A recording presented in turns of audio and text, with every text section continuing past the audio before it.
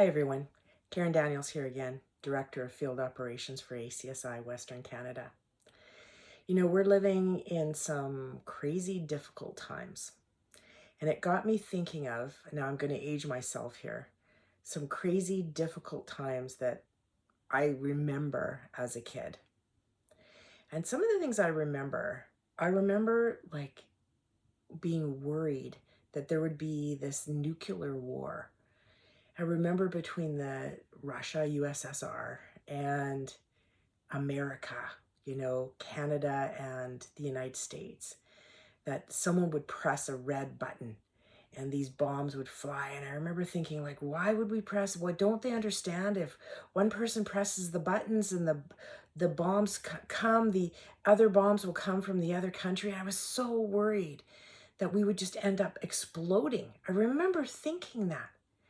And then I remember, and I don't know if I've got the right order here, but I remember acid rain. And I remember thinking like, okay, so these people in the factories, like, do you not know, like you're making the air so toxic that this acid rain is going to come? And I remember thinking that my flesh would actually even melt away. And then things like in my own country, I remember when Quebec wanted to separate. I remember like, well, how would we still be a country if one of the provinces completely left? And they voted. They voted to actually decide if they wanted to leave. And the vote came back, I just looked it up, 50.58% to actually stay in Canada. Wow, that is just so close. But they stayed, and we're happy to have them, and that was amazing. And then I thought about the FLQ, how there was this militant group who were putting bombs in mailboxes, and they kidnapped somebody and they murdered somebody. And this was in Canada, and we had to have the War Measures Act. And I thought those are things that I felt were very scary for me. And I wonder, like, especially the ones as a kid, back then there was no social media. So all that I got was from parents' conversations or the news if I was allowed to watch the news.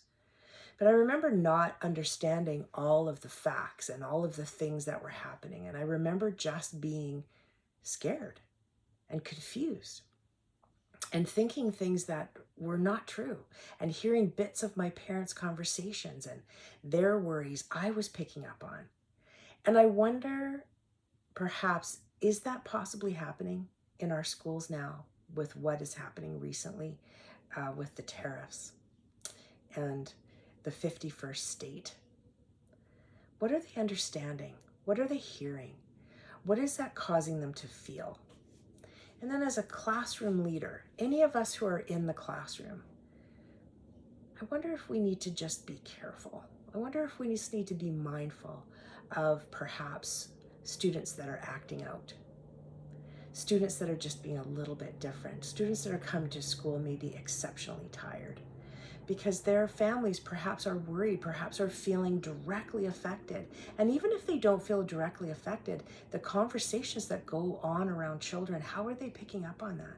What are they thinking about? Is it a time for us to make sure that we have that extra dose of patience?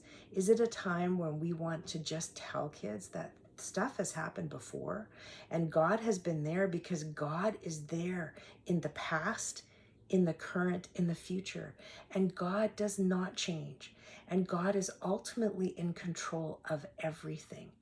Do we need to bathe our classrooms in this vibrant expectation and understanding of the magnitude of God and how much He loves us and cares for us? I wonder, you're the leaders of the classroom, but is that something just to put in the back of our minds? Do we need to just be ready for that? And as school leaders, do we live in a community that might be directly affected by tariffs? Could their jobs be on the line? Are they worried as well? Is this a time to look at our expectations of student numbers and maybe look at that a little bit conservatively. I don't know. Is this a time to maybe look at the expenditures and say, well, maybe we're going to take a bit of that money and we're going to shift it around so that our tuition subsidy funds or our benevolent funds, do we want to increase that a little bit? Is there going to be families who are losing their jobs, who are going to be worried about that?